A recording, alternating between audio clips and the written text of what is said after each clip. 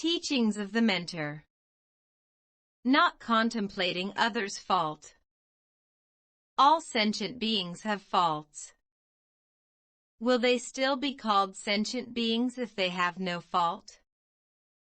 If you want to contemplate their faults, you'll never finish it, because there are so many sentient beings, and each of them has so many faults, then you'll be tired to death during your whole life.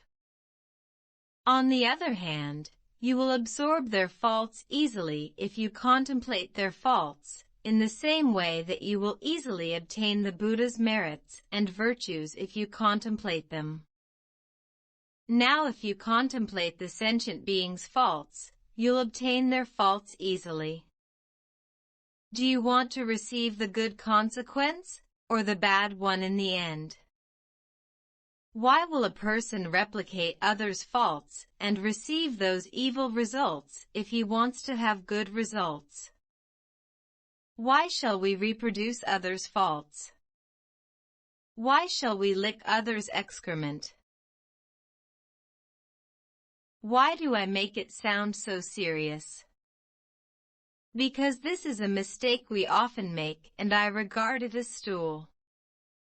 Why we call it stool? Because the trash, produced from a person's bowel, and bound to be thrown away, is excrement. A person's fault is just like excrement.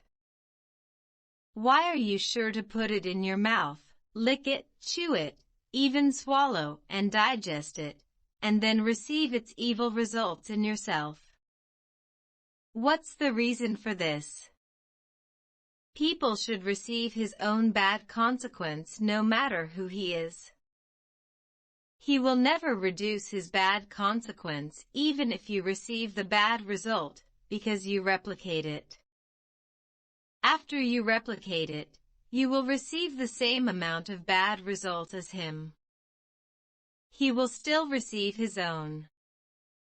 It doesn't mean that when you replicate his fault, he will not receive its bad result. Why shall you replicate it and make it produce one more? Therefore, all of these behaviors are called practice with ignorance and without wisdom, namely we spend the power of our merits and virtues in our true self buying the suffering result.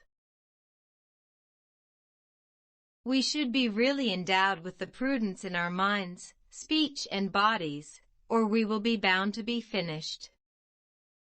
Although we always consider how to attain merits and virtues in ourselves, what we do now is really beneficial to us, or we still contemplate and add sufferings to ourselves all the time.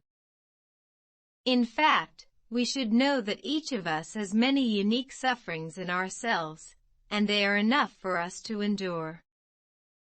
Why shall we often add our sufferings?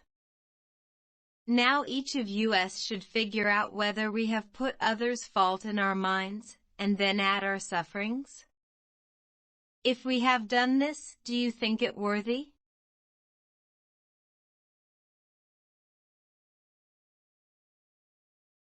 I repent deeply all my sins in all times and places, and I do it on behalf of all sentient beings, because of our ignorant and false practices.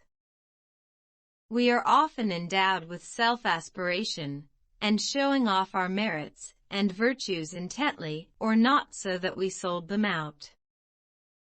We have also replicated and put others' faults in our minds, so that we have increased our sufferings, and made us almost finished.